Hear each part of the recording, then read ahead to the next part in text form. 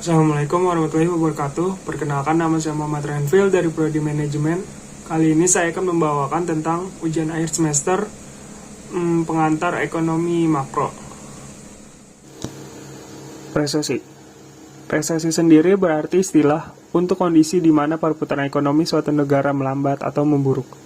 Perlambatan perputaran ekonomi ini bisa berlangsung cukup lama, bahkan bertahun-tahun. Jika pertumbuhan produk domestik bruto atau PDB melambat selama 2 kuartal dan berlangsung secara terus-menerus pada suatu negara. Kita, sebagai rakyat biasa, mungkin tidak akan terlalu berpengaruh dengan adanya resesi ini. Namun, para pelaku bisnis pasti akan cukup berpengaruh, terlebih lagi untuk para pemilik UMKM. Sebab, dengan adanya desas-desus mengenai resesi, semua orang akan menjadi sangat selektif. Mereka akan mengkeep semua uang mereka hanya untuk keperluan yang sekiranya sangat mereka butuhkan saja. Kita sebagai rakyat biasa, ada beberapa cara untuk menghadapi resesi pada tahun 2023 mendatang. Pertama, kita dapat menyiapkan dana darurat. Untuk menghadapi resesi ekonomi, wajib memiliki dana darurat. Dengan kondisi ekonomi yang tidak menentu seperti saat ini, dana darurat juga dapat menjadi langkah preventif bila sesuatu yang tidak diinginkan terjadi. Misalnya adalah pemotongan hubungan kerja atau PHK. Normalnya, dana darurat yang dibutuhkan adalah 3-6 kali pengeluaran bulanan. Lalu ada juga, kita bisa mencari penghasilan tambahan. Kita bisa cerdas-cerdas memilih peluang yang ada di hadapan. Bila memungkinkan untuk mencari penghasilan tambahan, cobalah.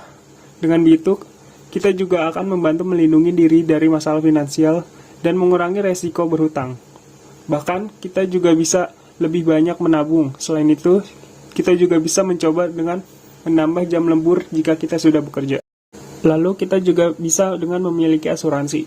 Dengan adanya asuransi, resiko keuangan terganggu karena sakit, kerusakan kendaraan, dan hal lainnya yang mungkin terjadi bisa diatasi dengan asuransi.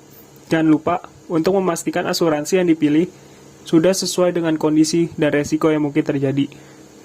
Berikutnya, tidak melakukan perhutangan. Ketika resesi terjadi, biasanya suku bunga bank akan mengalami kenaikan yang cukup signifikan. Untuk menghindari hal itu, disarankan untuk tidak mengambil utang yang konsumtif atau berjangka panjang. Namun jika sudah memiliki utang dalam jangka panjang, mulai pikirkan cara untuk bisa mengatur ulang kembali utang dengan pihak pemberi. Selanjutnya adalah memiliki cash flow yang sehat dan baik. Karena ekonomi yang sedang sulit dan tidak menentu, sangat disarankan untuk bisa mengatur keuangan dengan baik. Pastikan pengeluaran hanya dipakai untuk hal-hal yang memang perlu, bukan hanya diinginkan saja.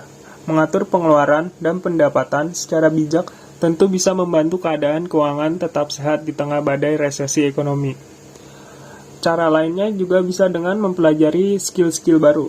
Demi menghadapi apa yang akan datang, sebaiknya kita mempersiapkan diri dengan berbagai macam skill atau kemampuan agar dapat dijadikan suatu pegangan menghadapi resesi yang akan datang. Cara-cara pemerintah yang sekiranya dapat menangani resesi yang akan datang.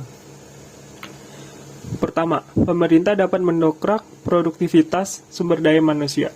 Sebab memperbaiki kualitas sumber daya manusia suatu negara sama saja dengan memperbaiki ekonomi dalam negeri beserta daya kompetisi negara tersebut.